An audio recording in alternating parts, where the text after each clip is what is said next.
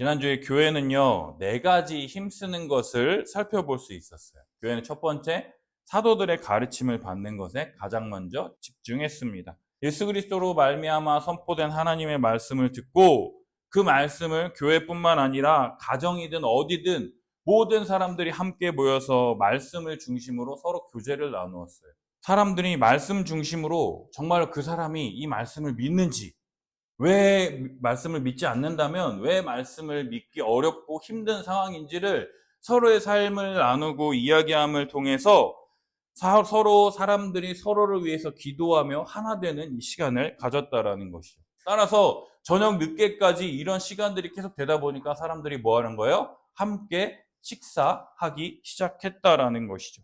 그냥 단순한 식사가 아니라 이들이 떡을 찢으면서 빵을 찢으면서 예수 그리스도께서 우리를 위하여 찢기신 살과 피라는 것을 기념했을 뿐만 아니라 서로를 위해서 우리의 교회의 하나됨을 위해서 더욱 사랑하고 섬기는 교회가 될 수 있을 뿐만 아니라 정말로 그들을 위해서 하나님이 베푸신 은혜와 사랑을 이 사람이 알 수 있게 해달라고 서로 뜨겁게 기도하며 하나 되기를 애썼다라는 것을 살펴볼 수가 있었다라는 거죠. 그렇다면 오늘 본문을 통해서 이 네 가지에 힘썼던 교회의 하나됨을 위해서, 교회로서 살아가기 위해서 어떠한 힘을 썼는지 오늘 계속해서 살펴봤으면 좋겠습니다. 자, 첫 번째 함께 읽겠습니다. 시작. 교회는 사도들로 말미암아 기사와 표적이 많이 나타났습니다. 오늘 본문을 보면은요, 사람마다 두려워한대요. 왜 두려워합니까? 사도들로 말미암아 기사와 표적이 많이 나타나서 사람들이 두려워한다라고 있습니다. 그 사람들이 두려워하는 그 이유가 뭔지 바로 44절에서부터 나와 있다라는 거예요. 왜요? 믿는 사람이 다 함께 있답니다. 교회죠. 믿는 모든 사람들이 교회에 와서 무슨 일이 있습니까? 모든 물건을 서로 통용한다. 모든 물건을 네 거 내 거 없이 교회 안에 있는 모든 것을 다 함께 서로 사용한대요. 또 어떤 일이 벌어집니까? 재산과 소유를 팔아서 각 사람의 필요를 따라 나눠줍니다. 또 날마다 마음을 같이하여 성전에 모이기를 힘쓰고 집에서 떡을 떼며 기쁨과 순전한 마음으로 음식을 먹고 하나님을 찬미하며 또 온 백성에게 뭐까지 받아요? 칭송까지 받게 된다라는 거예요. 칭송이 뭡니까? 우와, 어떻게 저런 삶을 살 수 있지? 쟤네 대단하다. 막 이런 이야기를 듣는다라는 거예요. 그러니까 어떤 일이 벌어집니까? 주께서 구원받는 사람을 날마다 더하게 하시는 그 일들이 초대교회에 지금 펼쳐졌다라는 거예요. 초대교회는요, 사람들이 그저 교회에 모이는 게 너무나 좋았습니다. 모이는 게 좋아서 날마다 함께 모여서 사도들의 가르침을 받았을 뿐만 아니라 교제하며 떡을 떼며 성찬을 행할 뿐만 아니라 함께 음식을 먹고 지내며 하나님을 찬미하니까, 찬송하니까 온 백성에게 칭송받는 이런 일까지 지금 펼쳐지게 되었다라는 거예요. 근데요, 이 말씀이 지금 2장 43절 47절이죠. 근데 4장에도 나온다. 함께 읽어볼까요? 시작. 믿는 무리가 한 마음과 한 뜻이 되어 모든 물건을 서로 통용하고 자기 재물을 조금이라도 자기 것이라 하는 이가 하나도 없더라. 사도들이 큰 권능으로 주 예수의 부활을 증언하니 우리가 큰 은혜를 받아 그 중에 가난한 사람이 없으니 이는 밭과 집 있는 자는 팔아 그 판 것의 값을 가져다가 사도들의 발 앞에 두매 그들이 각 사람의 필요를 따라 나누어 줌이라. 아멘. 여러분, 이 얘기 들으니까 어떤 생각이 드세요? 대단하다. 어떻게 그렇게 사냐? 이런 삶을 나도 살고 싶다라고 하면서 소망이 되십니까? 아니면 아유, 난 저렇게 못 살아. 내가 어떻게 저렇게 해. 아유, 이런 생각이 드십니까? 그런데 초대교회에서는요, 내 것을 내 것이라고 자기 재물을 조금도 자기 것이라고 하는 이가 한 사람도 없대요. 이거 내 거야. 근데 다른 사람이 쓰잖아. 그럼 그거 내 거야! 라고 말하는 사람이 아무도 없었다라고 그럽니다. 다른 사람을 돕고 섬기며 베푸는 일이 어떻게 가능했을까요? 이 말씀은요, 2번이나 성경에서 강조한다라는 것은요, 엄청나게 중요한 의미가 있다라는 거예요. 왜냐하면 구약에서 하나님이 약속하셨던 그 말씀이 성취된 본문이기 때문에 그렇다라는 거예요. 이스라엘에서 애굽의 종노릇할 때 하나님께서 그들을 가나안 땅에서 건져내시면서 그들에게 율법을 주시면서 하나님이 약속하신 게 있어요. 그게 뭔지 한번 읽어보겠습니다. 시작. 내가 만일 내 하나님 여호와의 말씀만 듣고 내가 오늘 내게 내리는 그 명령을 다 지켜 행하면 내 하나님 여호와께서 내가 내게 기업으로 주신 그 땅에서 내가 반드시 복을 받으리니 너희 중에 가난한 자가 없으리라. 아멘. 광야 생활을 출애굽을 다 하면서 가나안 땅에 이제 들어가기 전에 이 신명기에서 너희가 그 가나안 땅에 들어가서 하나님의 말씀만 듣고 내가 오늘 너희에게 말하는 그 명령을 다 지켜 행하면 하나님께서 너희에게 이 땅을 기업으로 주셔서 이 땅에서 영원히 살 뿐만 아니라 너희가 반드시 복을 받게 될 것인데 그 복이 뭐냐? 너희 중에 가난한 자가 없게 될 것이다. 가난이 왜 생깁니까, 여러분? 인간의 욕심 때문 아니겠어요? 누군가는 더 많이 갖기 위해서 누군가의 것을 뺐잖아요. 양 99마리 가진 사람이 양 1마리 가진 사람의 그 양을 빼앗아서 그 사람을 죽이고 그런 것이 이 세상이잖아요. 그런데 하나님께서 가나안 땅에 들어가기 전에 약속하신 거예요. 뭐예요? 너희가 내 말씀을 다 지키고 행하면 너희들에게 복을 누리게 될 것인데 그 복이 뭐냐? 너희 중에 가난한 사람이 없게 될 것이다라고 그랬어요. 근데 이 말씀이 가나안 땅에 들어가기 전이라니까요. 근데 이게 가나안 땅에 들어가서 성취가 됐어요, 안 됐어요? 안 되었죠. 여전히 가나안 땅에도 가난한 사람이 있었어요. 그런데 너희 중에 가난한 자가 없으리라라고 하셨던 그 말씀이 언제 성취되었느냐? 바로 사도행전에 나와 있는 오늘 2장과 4장에 나와 있는 초대교회 때 하나님이 말씀이 성취가 되었다라는 거예요. 아멘. 어떻게요? 하나님의 말씀에 다 순종했더니 가난한 자가 없게 되는 그 일들이 초대교회 때 펼쳐지게 됐다라는 거죠. 이스라엘 백성들은요, 나라를 빼앗겼습니다. 북이스라엘은 아수르에게, 남유다는 바벨론에게 침공당해서 성전이 무너지고 다 나라를 빼앗겼습니다. 그럼에도 불구하고 이 사람들은 소망이 있었어요. 그게 뭐냐? 이스라엘 나라를 하나님이 회복시키실 것이다라는 그 소망이 있었습니다. 우리는 결코 망하지 않는다. 하나님께서 우리를 구원하실 것이다. 그런 소망을 가지고 있었습니다. 그럴 때 그들이 기다린 메시아가 이 땅에 왔다라는 거예요. 바로 예수 그리스도께서 이 땅에 오셨습니다. 그가 이 땅에 오셔서 행하신 일이 무엇입니까? 많은 병든 자를 고치시고 가난한 자를 회복시키시고 억눌린 자, 갇힌 자를, 포로된 자를 자유케 하시는 놀라운 일을 행하셨습니다. 그러니까 드디어 우리가 기다린 그 메시아가 왔구나라고 하면서 이 사람들이 어떻게 한 거예요? 다윗의 자손 예수여 막 이러면서 호산나 다윗의 자손 예수여 라고 하면서 막 종려나무 가지를 흔들며 기뻐했었던 그 사람들이요, 예수님이 죽기 일주일 전부터 이상한 일을 행하신다는 거예요. 그 전까지는 예수님을 따르며 막 구름대와 같이 막 예수님을 따랐습니다. 근데 예수님이 십자가에 달리시기 일주일 전부터 그 능력이 많던 예수님이요, 그 하나님의 능력을 사용하시지 않는다라는 거예요. 그냥 예수님을 잡으러 왔어요. 그럴 때 베드로가 어떻게 합니까? 그 종의 귀를 딱 잘랐어요. 오지 말라고. 그러니까 예수님이 그 사람의 귀를 붙이시면서 베드로에게 뭐라고 말씀하시느냐? 칼로 흥한 자 칼로 망하게 될 것이다. 칼 집어넣어라.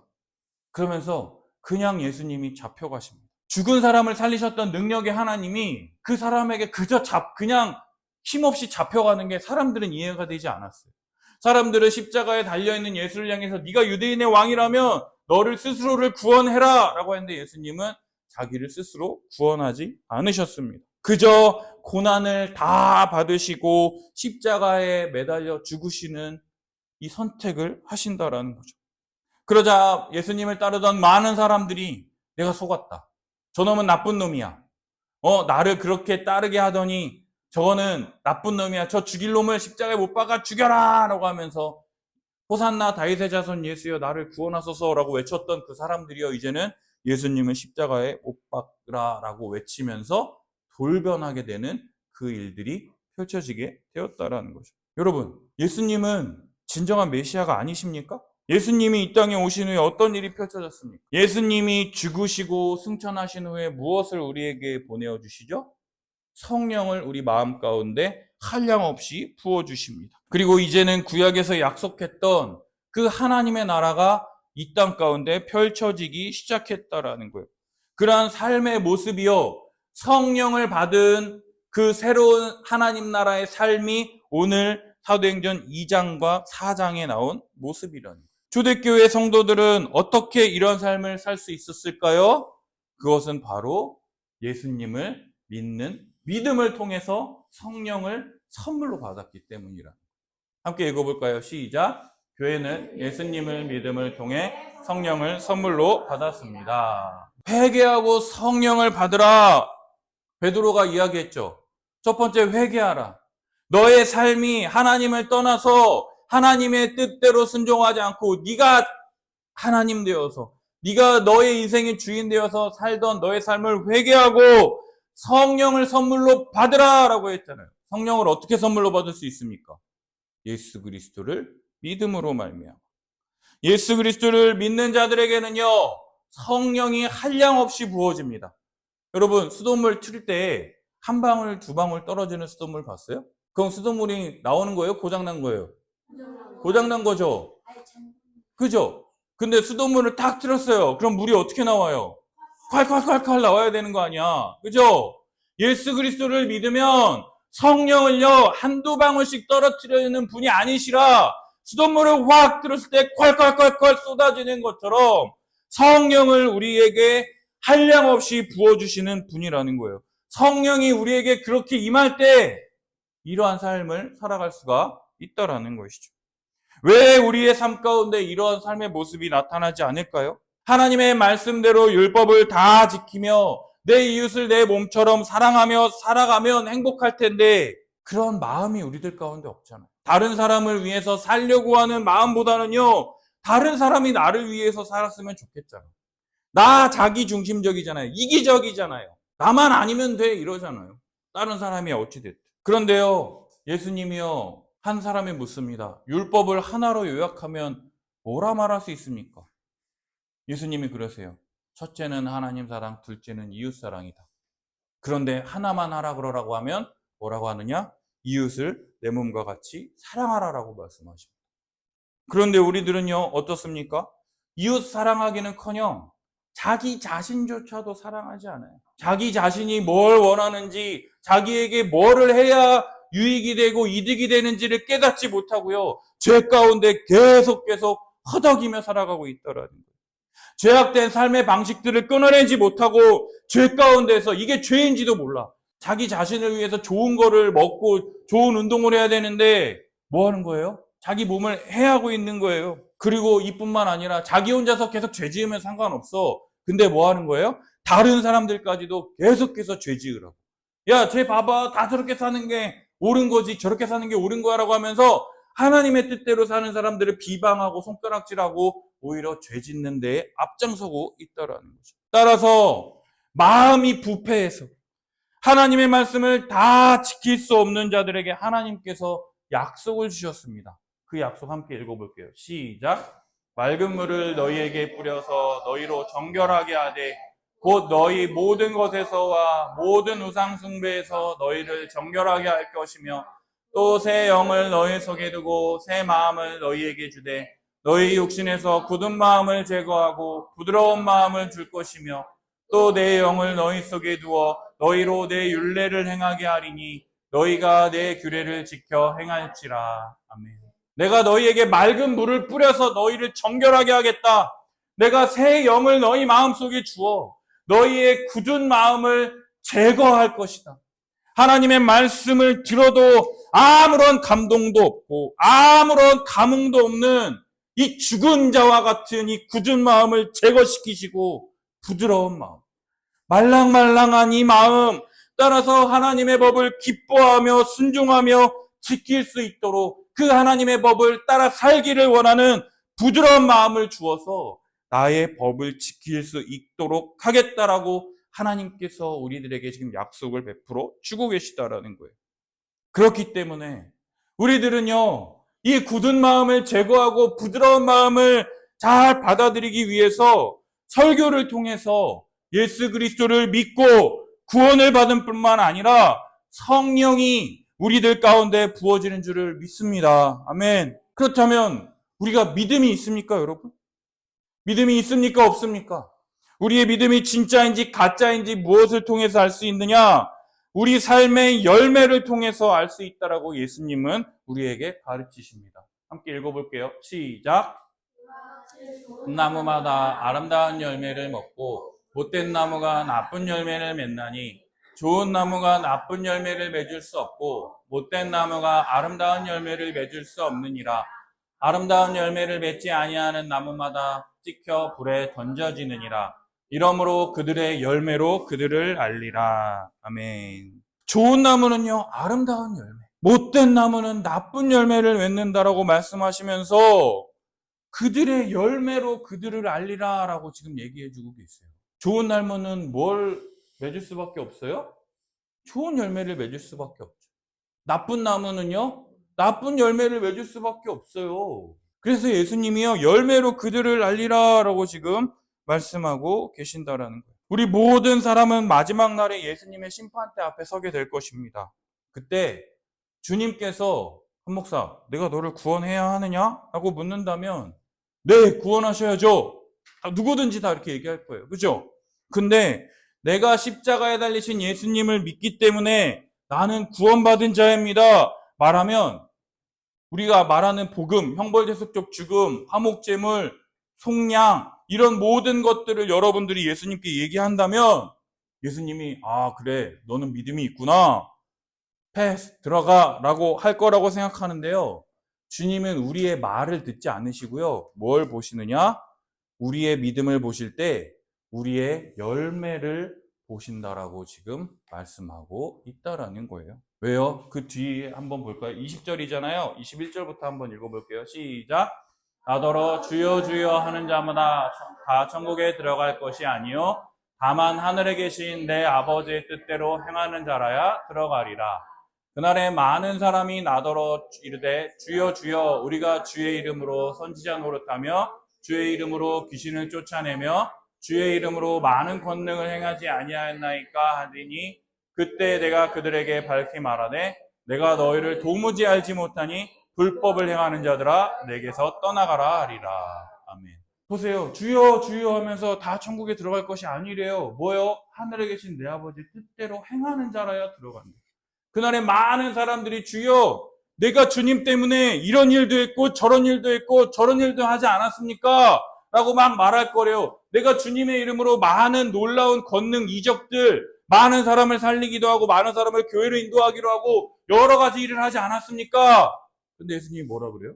내가 너희를 도무지 알지 못해. 불법을 행하는 자들아 내게서 떠나가라. 과거에 내가 어쩌다 저쩌다 다 얘기하는 거 다 필요 없어요. 뭐가 중요한 거예요? 지금이 중요한 거지. 예수님은 충격적인 이 얘기를 하시는 거예요. 이 사람들은요, 주님의 이름으로 놀라운 일을 행했던 사람입니다. 귀신을 내어쫓기도 하고 권능도 행하며 선지자처럼 하나님의 말씀을 백성들에게 선포했던 사람입니다. 그러나 예수님이 이 사람들을 보고 뭐라 그래요? 내가 너희를 알지 못한다라고 얘기해요. 오히려 뭐라 하니까 불법을 행하는 자들아 내게서 떠나가라 라고 얘기한다. 우리 입으로 주님, 내가 주님을 사랑합니다. 주님이 나의 전부입니다. 이렇게 말은 하지만 주님은 우리의 믿음을 우리의 열매를 통해서 우리의 행위를 통해서 판단하고 계시다라는 거예요. 여러분, 구원을 믿음으로 받습니까? 이런 행위로 받습니까? 구원을 뭘로 받습니까? 믿음으로 받죠. 오직 믿음으로 말미암아 우리가 구원을 받습니다. 그러나 그 믿음이 참인지 거짓인지 어떻게 구별하느냐? 믿음이 만들어낸 우리의 삶을 통해서 알 수 있다라는 거예요. 믿음을 통한 우리의 삶이 중요하다라는 거죠. 왜냐하면 참된 믿음은 아름다운 열매를 만들어내기 때문이라는 거예요. 함께 읽겠습니다. 시작.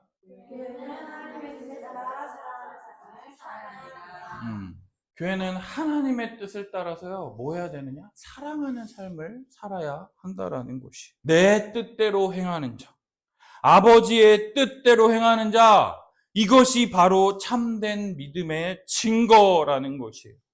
우리의 믿음이 진짜인지 가짜인지를 나타내는 증거가 뭐냐면 바로 사랑하는 삶을 사느냐, 그렇지 않느냐 생각해 볼 수 있다라는 거예요. 자기 소유를 가지고 다른 사람을 돕고 섬기며 사랑하는 것이 믿음의 증거라는 거예요. 근데 여기서 오해하기 쉬운데요. 우리의 근거는 다시 한번 말하지만 오직 믿음이라는 거예요. 오직 믿음. 믿음은요, 아무도 자랑하지 못하게 하시려고 하나님이 믿음이라는 것을 하나님 선택했어요. 나 잘 믿어 라고 하는 게 눈에 보여요, 안 믿어요? 안 보여요. 나 잘 믿어 라고 하는 거 잘 안 보이잖아. 그래서 믿음만을 가지고 하나님이 구원을 얻게 하세요. 근데 내가 뭐 1000명 전도했어요. 내가 기도 10,000시간 했어요. 40일 금식 기도 몇 번 했어요. 이런 것들은 눈에 보이잖아. 그죠? 그걸 하는 사람들을 되게 대단하게 생각하거든요, 사람들이. 만약에 헌금 1억 했다 그러면 막, 와, 막 대단하다고 할 거예요. 근데 하나님은요, 그거를 구원의 조건으로 삼으세요? 삼지 않으세요? 삼지 않으세요. 뭘 구원의 조건으로 삼으세요? 믿음. 예수 그리스도께서 내 죄 위하여 십자가에 죽으셨다라는 아무것도 내세울 것 없고 어느 사람도 다 동일한 그 조건을 구원의 조건으로 내미신다라는 거예요. 왜요?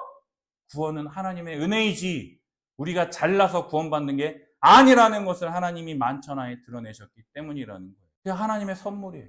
하나님이 주시는 것을 받는 거예요. 내가 잘나서 한 게 하나도 아니라는 거죠. 그렇다면 이 복음을 믿는 자들, 이 사실을 믿는 자들은 어떻게 살아갑니까? 예수님 때문에 사랑하며 살아간다라는 거예요. 예수님이 날 위하여 자기 목숨을 내어주셨듯이 나도 다른 사람을 위해서 나에게 주신 이 생명이라는 것을 사용하며 살도록 우리에게 은혜를 베풀어 주셨다라는 거예요. 우리 함께 읽어보겠습니다. 시작. 우리는 형제를 사랑함으로 사망에서 옮겨 생명으로 들어간 줄을 알거니와 사랑하지 아니하는 자는 생명에 머물러 있느니라. 아멘. 사도 요한이요 이렇게 적었어요. 우리는 형제를 사랑함으로 사망에서 생명으로 옮겨갔다. 예수 그리스도를 믿음으로 예수님이 나를 위하여 십자가에 죽으셨다라는 것을 믿는 사람은 형제를 사랑할 수 있는 자로 변화시켜 주셨다. 그래서 사망에서 생명으로 옮겨갈 수 있다. 왜요? 사랑하지 아니하는 자는 여전히 사망에 머물러 있기 때문이다 라고 지금 말하고 있다라는 거예요. 우리가 사망에 여전히 속해 있느냐 아니면 생명으로 옮겨졌느냐 무엇을 보고 아느냐 형제를 사랑하느냐 그것을 통해서 알 수 있다라고 얘기한다라는 거예요. 형제를 사랑한다라고 해서 사망에서 생명으로 옮겨지는 게 아니라 형제를 사랑하는 자는 참된 믿음을 가진 사람이며 참된 믿음을 가진 자는 사랑하는 삶을 산다라고 우리에게 말해주고 있다라는 거예요. 또 한번 읽어볼게요. 시작. 예수께서 그리스도이심을 믿는 자마다 하나님께로부터 난 자니 또한 낳으신 이를 사랑하는 자마다 그에게서 난 자를 사랑하느니라. 아멘. 예수님이 그리스도이심을 믿는 자는 하나님께로부터 난 자래요. 하나님께 태어난 자래요. 이 낳으신 이를 사랑하는 자마다 그에게서 난 자를 사랑한다. 여기서 말하는 그에게서 난 자가 무슨 뜻입니까? 믿음의 형제, 자매, 교회 지체들을 이야기하는 것이다라는 거예요. 사랑하는 여러분, 우리가 사랑해야 할 형제, 자매가 누구입니까? 예수 그리스도를 참되게 믿는 형제, 자매가 우리가 사랑해야 할 형제, 자매라는 거예요. 누가 하나님의 자녀인지 아닌지 어떻게 아느냐? 내 옆에 있는 형제, 자매를 사랑하고 그 형제가 나를 사랑하는 것을 통해서 내가 진짜 하나님의 사랑을 받고 있구나. 내가 하나님을 사랑하는구나. 라는 것을 깨닫고 느끼게 된다라는 거예요. 내가 하나님을 사랑한다라는 것은 내가 하나님께로부터 난 자이며 우리가 어떻게 하나님께로부터 나음을 받았느냐? 예수 그리스도를 믿는 믿음 때문에 그렇게 된다라는 거예요. 여러분, 무엇을 믿으십니까? 무엇을 믿으십니까? 예수님이 우리를 위해서 자기 목숨을 버리셨습니다. 함께 읽어볼게요. 시작.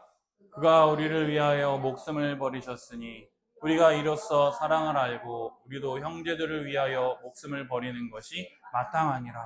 예수님이 우리를 위하여 죽으셨다면 그 사랑을 안다면 우리들도 형제들을 위하여 목숨을 버리는 것이 마땅하다고 지금 요한은 말하고 있다라는 거예요. 이것을 통해서 하나님의 사랑을 깨닫게 되며 이를 통하여 이제는 형제자매를 위해서 목숨을 버리는 것이 마땅하다라고 성경은 이야기하고 있다라는 거예요.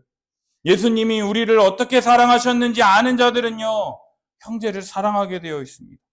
형제를 사랑하는 모습이 사도행전 2장, 4장의 초대교회의 모습이며 이 땅에서 교회로서 살아가는 성도들의 모습이라는 거예요. 요즘 가나안 성도라는 말이 많아지고 있습니다. 교회를 안 나가는 사람들을 가나안 성도라 그래요. 거꾸로 읽으면 뭐예요? 가나안. 거꾸로 읽으면 뭐예요? 안 나가. 어디 안 나가요? 교회 안 나간다라는 거예요. 왜요? 교회 가는 게 싫대요. 그냥 나 혼자 그냥 말씀 듣고 은혜 받으면 되지. 굳이 저 사람하고 저렇게 얼굴 보기 싫은데 얼굴 보면서 불 켜야 되나? 오히려 저 사람 때문에 교회 가기 싫다. 막 이러는 일들이 많이 펼쳐집니다. 서로 상처 주고 서로 상처받고 말씀을 배우고는 싶은데 말씀을 배우려면 뭐 나오라 아우 귀찮아. 그러니까는 또 안 나가게 되고 또 나오라 그랬는데 안 나가고 또 뭐 말했는데 틀리면은 아우 기분 상해 이러면서 그러니까 교회 가기 싫대요. 여러분, 근데요, 교회는요 그런 데가 아니에요. 초대교회처럼요, 교회는 서로 사랑하기 위해서 애쓰는 사람들이 모이는 곳이 바로 교회라는 곳이에요. 예수 믿는 자들이 모여있는 곳이 교회입니다. 예수를 믿기 위해서 교육을 받아야 돼요. 알아야 될 거 아니에요. 복음을 듣는 곳이 교회여야 한다라는 거예요. 교회라 얘기할 때 알아야 되는 것이 있는데 그게 뭡니까? 믿는 사람들의 모임, 믿는 사람들의 무리라는 뜻이에요. 에클레시아. 에크, 뭐뭐로부터, 칼레오, 부름을 받다. 하나님께로 부름을 받은 사람들의 모임이라는 뜻이에요. 그래서 교회 가면 누가 있습니까? 나를 사랑하기 위해 애쓰는 사람들이 있다라는 거예요. 뿐만 아니라 내가 사랑해야 할 사람들이 있는 곳이 어디라는 거예요? 교회라는 거예요. 여러분, 그래서 성경에서 말하는요, 형제 사랑은요, 어렵지가 않아요. 한번 생각해 보세요. 교회 식구들이에요. 내가 한 주 안 나왔어요. 그러면요, 야, 너 지난주 잘 지냈어? 너 무슨 일 없었어? 야, 이거 먹어. 하면서 모든 성도들이 나를 사랑하기 위해서 나에게 다 달려든다고 생각해 보세요. 야, 너 옷 이쁘다. 이거부터 해가지고, 야, 너 이거 뭐 했어? 이거 했어? 저거면 다 한다고 생각해 보세요. 모든 사람이 다 나에게 관심 가져주고 사랑해준다라고 해보세요. 여러분, 나를 사랑해주는 사람을 사랑하는 거는 쉬울까요? 어려울까요? 쉽죠? 나를 미워하는 사람을 사랑하기가 어렵잖아요. 그죠? 근데 나를 사랑해주는 사람을 사랑하는 건 쉬워요? 어려워요? 쉬워요. 그러기 때문에 교회 형제 사랑이 바로 이런 거라는 거예요. 이 사람은요, 나를 위해서 자기 목숨까지 내어줄 사람이라고 하는 그 믿음이 있다고 한번 생각해 보세요. 그러면요, 이 사람들을 사랑하는 게 쉬울까요? 어려울까요? 쉬운 거죠. 근데요, 세상에서는 어떻게 합니까? 내 것을 빼앗으려고 하잖아요. 세상에서는요, 왼뺨을 맞으면 오른뺨을 돌려대라고 하고요. 내 속옷을 뺏어가면 뭐까지 벗어주려 그러냐? 겉옷까지 벗어주라고 예수님께서 말씀하십니다. 5리를 가자 하면 10리를 걸어가라고 말씀하세요. 왜요? 믿지 않는 사람이기 때문에. 네가 손해보라는 말이에요. 왜요? 그래야 그게 하나님 믿는 사람으로서 옳은 행동이다라고 예수님께서 말씀하시는 거예요. 근데 제가 여러분들에게 이러한 원리를 알고 교회 안에서 서로 사랑하십시오라고 설교하고 말할 수는 있지만 여러분들에게 너 왜 그렇게 사랑 안 해라고 강요할 수 있을까요? 없을까요? 없어요. 왜냐? 이 사랑은요, 필연적으로 바른 믿음에 근거하기 때문에 그렇다. 믿음이 있을 때에 이렇게 행하는 것이지, 믿음이 없는 사람들, 예수님을 바로 알지 못하면서 올바로 믿지 못하면요, 절대로 이러한 사랑을 행할 수 없다라는 거예요. 흉내는 낼 수 있겠죠. 그러나 그것은요, 그 사람에게 고통입니다. 없는 것을 쥐어짜가면서 많은 사람들에게 보이는 것은요, 그건 고통이라는 거예요. 성경이 말하는 사랑은요, 그러한 것이 아닙니다. 우리의 사랑은 예수 그리스도를 믿는 믿음에서 시작하는 사랑이라는 거예요. 믿음으로 말미암아 형제를 사랑하는 것이지, 형제를 사랑하기 때문에 믿음이 있다라고 말할 수 없다라는 거예요. 그러나 오늘날 교회의 문제는요, 믿음을 너무나도 쉽게 인정한다라는 거예요. 몇 가지 여러분들이 배운 형벌대속적 죽음, 화목제물, 주와 그리스도 되신다, 성령을 보내신다, 이러한 것들을 이야기하면 여러분 믿으십니까? 네, 믿습니다 하면 구원받은 것으로 인정을 해줍니다. 근데 그러면 됩니까? 안 됩니까? 안 돼요. 열매를 보신다라고 했잖아요. 그가 정말 그 믿음의 삶을 살고 있는지를 점검하고 확인해 줘야 되는데 그걸 안 하니까 지 멋대로 살잖아요. 지가 구원받고 있는 줄 알잖아요. 그리고 그런 누가 교인이 됩니까? 자기 마음대로 하는 사람들이 교인이 되는 거예요. 교회 안에서 모든 지체들을 내 형제자매로 여기면서 사랑하겠다.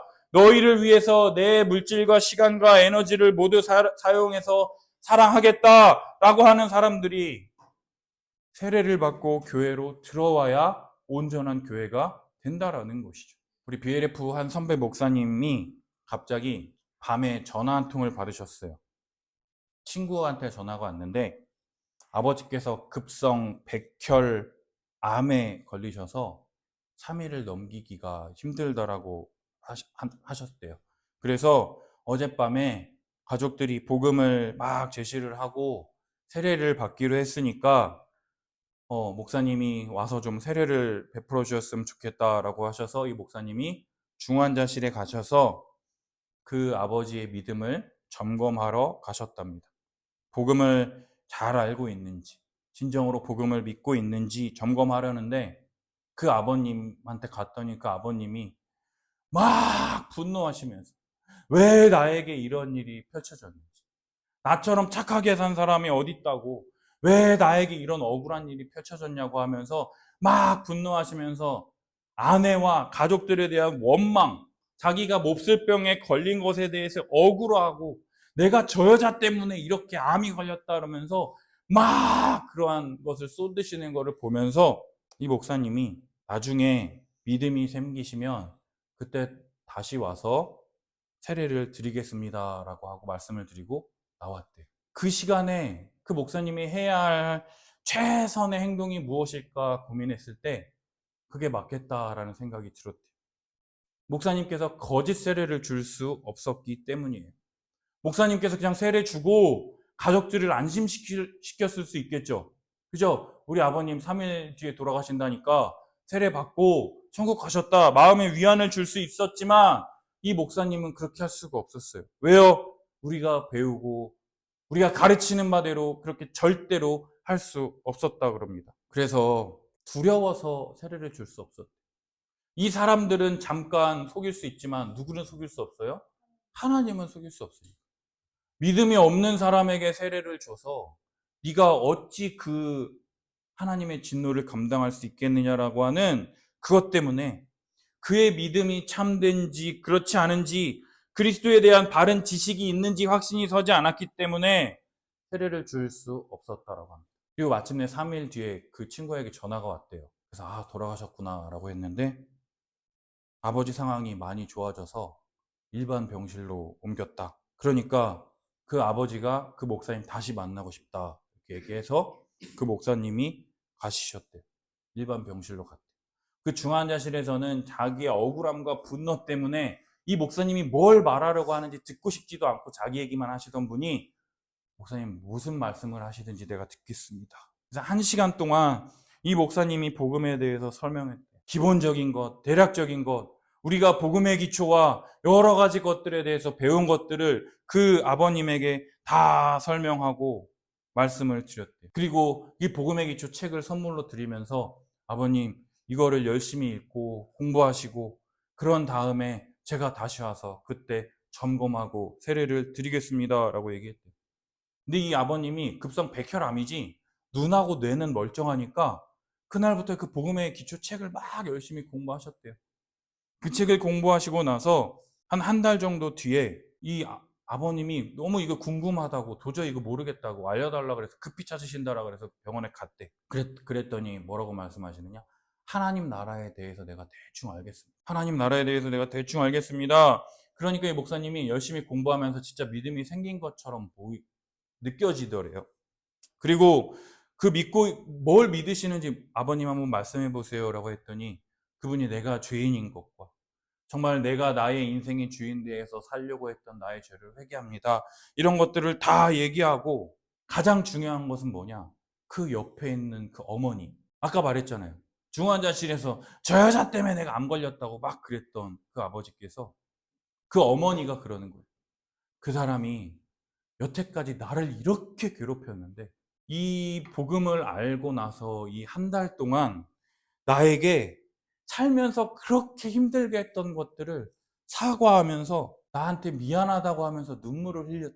그 살면서 나를 그렇게 힘들게 하고 괴롭게 했던 그 남자가 미안했다고. 그 이야기를 하면서 이 한 달간 내가 이 사람을 봐오면서 이렇게 사람이 착할 수가 있나? 이렇게 변할 수가 있나? 말도 안 된다라고 하면서 이 사람이 이제 좀 살았으면 좋겠다라고 마음이 들 정도로 그 어머니께서 그 옆에서 이야기를 하셨다라고 하더라고요. 그래서 이 목사님께서 예수 믿고 난 후에 어떠한 삶을 살아야 하는지 3시간 동안 그 자리에서 그 아버님과 어머님에게 설교를 가르치셨대요. 그리고 난 후에 그제서야 세례를 베풀어 주셨대요. 복음을 알고 하나님 나라를 소망하고 나니까 진짜 그제서야 세례를 받는 거죠. 왜요? 이 세상의 삶이 끝이 아니라 부활 생명을 주시며 영원한 하나님 나라에서 함께 살아갈 소망을 가지게 된다라는 것이죠. 한 달 전에 봤을 때는 죽어가는 사람이라고는 전혀 느낄 수 없는 살기와 분노와 억울함으로 가득 차 있었던 그 어르신이 이제는 하나님께 감사와 평온한 마음을 가지고 그 목사님의 손을 꽉 잡고 감사하다고, 목사님 너무나도 고맙다고, 가시는 그 병원 입구까지 배웅해 주시고 그렇게 하셨던 그 아버님. 그 다음날 친구한테 전화가 왔대서 또 뭐 고맙다고 전화 하나 보다 했는데 어떠한 일이 펼쳐졌느냐? 바로 그 다음날 아버지가 돌아가셨다고 전화. 여러분, 우리의 믿음은요, 우리가 믿는 복음은요, 참 단순해 보이지만 단순하지가 않습니다. 복음은요, 하나님께서 우리를 구원하기 위한 풍성한 구원의 경륜을 우리에게 설명해 주고 있다라는 거예요. 우리가 형제를 사랑하지 못한다면 우리는 무엇을 배워야 할까요? 형제를 사랑하는 법, 사랑의 기술을 배워야 하는 게 아니라 그리스도를 알고 그리스도를 배워야 한다라는 것이에요. 그리스도의 사랑이 우리 가운데 나타나지 않으면 거짓 믿음, 가짜 믿음일 가능성이 크기 때문에 그렇다라는 거예요. 그리스도를 알고 그리스도를 더욱 배우기 위해서 우리들은 애써야 할 것입니다. 사랑하는 여러분, 우리는 누구를 사랑해야 합니까? 교회 밖에 힘들고 어려운 사람들도 사랑해야 하지만 제일 먼저는요, 나를 사랑하려는 자, 나를 위하여 목숨을 버리려는 그러한 사람들을 사랑하려는 그 자들이 바로 교회의 모습이라는 거예요. 우리 교회 몇 명 되지 않는 사람들과 함께 있으면서도 우리는 무슨 생각을 해야 하느냐? 이 사람들을 내가 어떻게 사랑하지?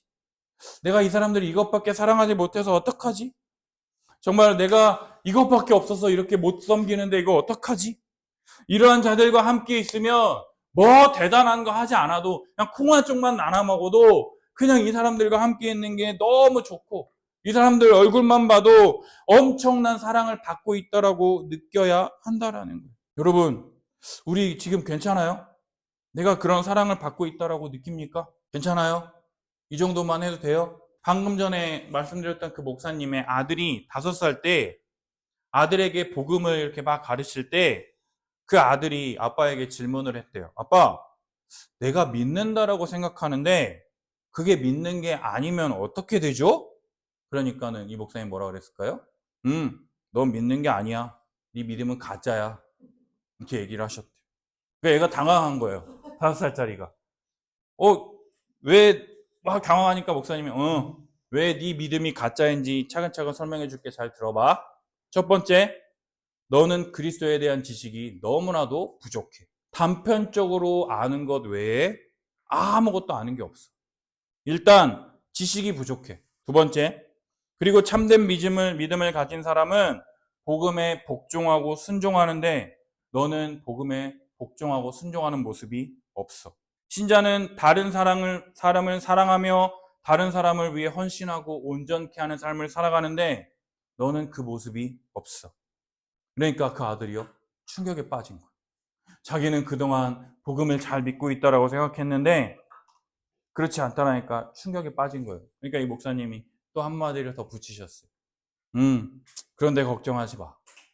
하나님이 너를 사랑하셔서 너를 목사 가정에서 태어나게 하셨을 뿐만 아니라 어렸을 때부터 복음의 말씀을 듣고 훈련시키며 자랄 수 있는 은혜를 베풀어 주셨다. 너에게 복음을 허락하셔서 너를 구원하실 것이 너무나도 분명하다. 그러니까 네가 지금 해야 할 일은 말씀을 잘 듣고 배우고 순종하며 자라가는 거란다. 라고 이렇게 말씀을 해 주셨대요. 여러분들의 이 가슴에 손을 얹어보세요. 엄마들도 다 손을 얹어보세요. 여러분들은 어떻습니까? 괜찮습니까? 정말 이 어린아이가 충격을 받은 것처럼 여러분들도 지금 충격에 빠져 있지는 않습니까? 우리는 어쩌면 너무나도 말씀을 듣고 배울 좋은 환경 가운데 있는지 모르겠어요. 말씀을 배우고 들을 환경 가운데 있으면서도 또한 사랑을 실천할 수 있는 좋은 기회 가운데 있습니다. 그냥 우리는요, 그냥 사랑하면 돼요. 할 수 있는 만큼, 할 수 없는 거 하라는 거 아니에요. 내가 사탕 하나 줄 수 있으면 사탕 하나 주면 되는 거예요. 여러분, 가난한 자가 없었다라 그랬죠? 그죠? 이 사람이 팔아서 이 사람 부자 만드는 게 아니에요. 뭐예요? 이걸 팔아서 이 사람이 밥을 못 먹고 있으면 밥을 먹을 수 있도록 도와주면 되는 거예요. 무슨 말인지 알아요? 교회는요, 그 사람을 부자 되게 할 수 없어요. 근데요, 부자 되기는 할 수는 없지만 부요하게는 할 수 있어요. 왜요? 하나님께서 나에게 필요한 모든 것을 교회를 통해서 공급하신다라는 걸 믿어야죠. 여러분, 중요한 건 믿음이에요. 믿음이 없이는요, 하나님을 기쁘시게 할 수 없습니다. 그럼에도 불구하고 우리들은요, 날마다 모여서 말씀을 배우기 힘든 현실을 살아가고 있어요. 바쁘죠. 엄마들 바쁘고 너희들도 학원 갔다 오고 뭐하고 막 바쁘고. 그죠? 그리고 말씀 배우자라고 할 때 우리는 결정적으로 뭐예요? 말씀을 잘 안 받아들이려고 하잖아요. 그래서 여러분, 우리가 정말로 교회 사람들을 사랑하려고 할 때 원수를 사랑하려는 게 아니라 나를 사랑하겠다며 애쓰며 노력하는 자들을 우리가 사랑한다라는 것을 알아야 한다라는 거예요. 따라서 나를 사랑하려고 애쓰는 자들과 함께 우리는 할 수 있는 만큼 더 자주 모였으면 좋겠어요. 더 자주 만났으면 좋겠어요. 만나서 뭐 하느냐? 우리가 들은 설교 가지고 나는 이렇게 이해했는데 이게 맞아? 그리고 그 말씀을 정말 믿고 한 주간 동안을 한번 살아가는 거예요. 그 말씀대로 살았더니 정말 이러한 일이 펼쳐졌다. 근데 나는 그런 삶을 살지 못했어. 그런 삶을 살 수 있도록 기도해 주세요라고 하면서 말씀을 중심으로 교제를 나누어야 돼요. 말씀이 빠지고 다른 것들 가지고 교제를 나누는 순간 교회가 아니라 다른 사교 모임이 되어버린다라는 거예요. 우리 교회 목표가 뭐냐? 자주 만나는 것, 날마다 모이기에 힘썼으면 좋겠어요. 할 수 있는 만큼 온라인이든 전화든 카톡이든 뭐든 할 수 있는 만큼 만나서 사랑하며 섬기며 내가 진짜 하나님의 자녀라는 게 확실하구나. 하나님이 나를 사랑하셔서 사랑할 수 있는 자들을 나에게 허락해 주시고 하나님이 나를 사랑하셔서 나를 사랑하는 자들을 나에게 이렇게나 많이 허락해 주셨으니 내 믿음이 진짜구나, 참되구나 라고 점검할 수 있다라는 거예요. 여러분, 우리가 이런 삶을 살아갈 수 있는 원동력은요, 복음, 하나님의 말씀뿐입니다. 그러기 위해서 우리는 날마다 말씀을 연구하고 배워야 한다라는 거예요. 말씀을 가까이 해야 된다라는 거예요. 말씀을 통해 생겨난 믿음이 그 사랑으로 역사하고 그 참된 믿음이 정말로 이건 말도 안 돼, 나는 이렇게 못해가 아니라 내가 하는 게 아니라 성령께서 나를 그렇게 살도록 하시는 초월적인 삶을 경험하게 하고 참된 믿음이 하나님의 말씀대로 더 거룩한 삶으로 나를 나아가도록 이끌기 때문이다라는 거예요. 참된 믿음을 통해서 성령이 우리 가운데 역사하여 성령으로 말미암아 열매 맺는 삶을 살게 될 때 사도행전에 기록된 초대교회 같은 모습들이요, 우리 교회 가운데 빛으로 드러날 뿐만 아니라 많은 사람들이 칭송하는 그러한 교회. 교회에 사람이 많다라고 해서 칭송하는 게 아니라 저 교회는 진짜 작은데 정말 저렇게 작은 애들도 어쩜 저렇게 복음을 잘 알고 있지? 저들은 진짜 어떻게 복음에 합당한 삶의 열매들이 저렇게 맺히는 거지? 라고 하면서 우리 자신을 점검해 봤으면 좋겠어요. 우리가 나 큐티 한 번도 안 빠졌다, 나 기도 몇 분 했다, 이런 걸 가지고 내 믿음을 점검하는 게 아니라 하늘의 양식인 하나님의 말씀을 내가 얼마나 가까이 하고 주님과 얼마나 교제하는지, 그 믿음이 참되다면 반드시 나타나는 결과가 무엇이냐? 모든 성도를 향한 사랑이 우리들 가운데 나타나야 한다라는 거예요. 사랑하는 여러분, 참된 믿음은 사랑으로 증명이 됩니다. 너의 믿음이 참된지 거짓인지 너의 믿음을 보여라 라고 우리에게 말씀하신다면, 우리가 내 인생 전부를 바쳐서 사랑할 그 사람들이 이 사람입니다 라고 하면서 우리들의 믿음을 나타내 보여주었으면 좋겠습니다. 이러한 사람들이 모인 곳이 어디예요? 바로 교회라는 거예요. 여러분 기억하세요. 나를 사랑하기 위해서 애쓰는 사람들이라는 거. 물론 부족해요. 탐탁치 않아요. 그럼에도 불구하고 세상 사람들보다는 반드시 나을 거예요. 그런 사람들과 함께 지지고 볶고 복작복작하면서 주님 나라 갈 때까지 믿음을 점검하고, 내가 진짜 믿음이 있는지 모르면 다시금 배우고 다시금 기도하고 하나하나 차근차근 나아가는 게 교회예요. 그러한 삶을 살아가는 우리 함께하는 교회가 되기를, 서로 사랑하며 섬기는 복된 교회가 되기를 예수님의 이름으로 축복합니다.